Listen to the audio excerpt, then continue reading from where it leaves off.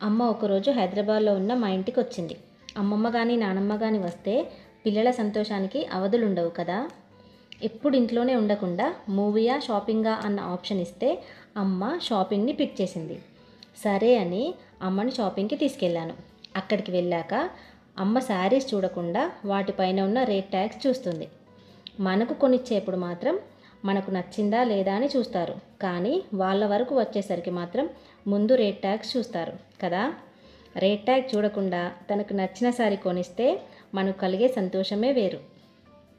ఉన్నన్ని రోజులు మన కోసం ఏదో ఒక ఐటెం చేసి పెడుతున్న అమ్మకి తనకు తెలియని పానీపూరి కానీ ఐస్ క్రీమ్ కానీ టేస్ట్ చూపిద్దామని ఆప్షన్ ఇస్తే అమ్మ ఐస్ క్రీమ్ని పిక్ చేసింది.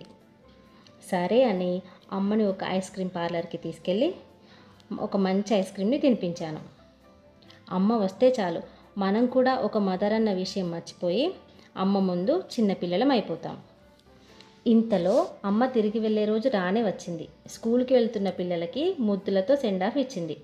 నాకు అన్ని జాగ్రత్తలు చెప్తూ ఇక బయలుదేరింది. అమ్మతో ఎన్ని రోజులు గడిపినా తనివి తీరదు కదా.